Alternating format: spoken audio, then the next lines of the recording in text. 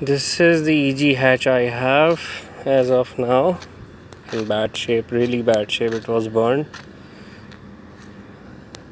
Fenders are with me, it's inside. I have taken the dashboard out from the EG donor car.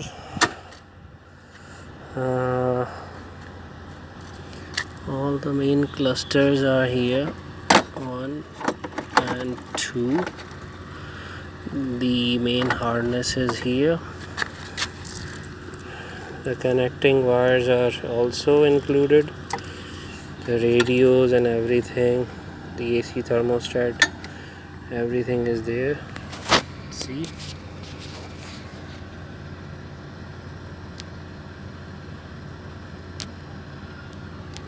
so it's all intact in one piece. So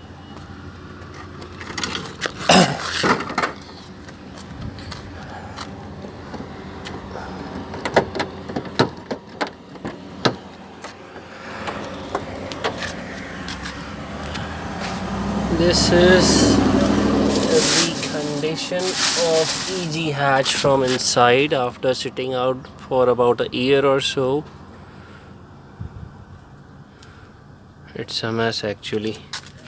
To clean up all this mess, I've removed the complete AC components.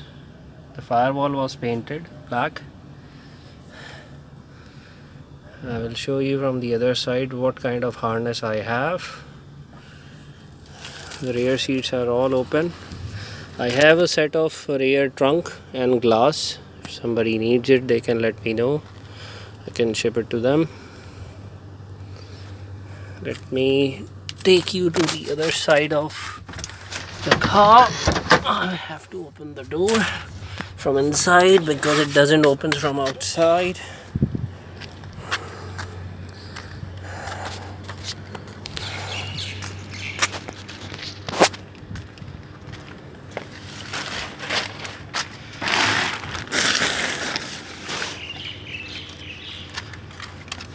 This is what I have. The main harness has been disconnected. Actually, it's connecting from that side, but it's not connected to the fuse box itself. I've got the hazard light and all the switches sitting separately. So that's separate. The one which connects to the fuse box sitting there. Have this harness which is connected to the EG as of now. All this stuff. All this stuff also. Which goes, I'm sure it goes up here near to the cluster. The antenna wire. This is all what I have. I am not too sure if it can be connected to PGMFI cable. If so, maybe it goes like this. Maybe it goes like this and this way. Not too sure if it's an OBD1 compatible wiring harness or not, but it's really similar to the same wiring harness what I have in EG sedan. Let me open the hood.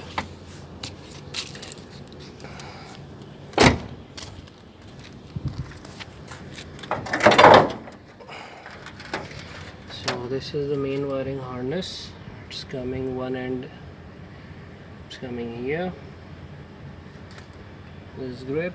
The second one has nothing left over. This is the brake cylinder wire. One of the wire extends to the wiper motor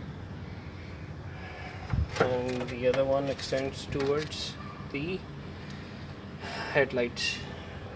the other section of the wire which is coming from there underneath the battery from the driver side, it goes to the alternator, it goes to the battery also, and it is connecting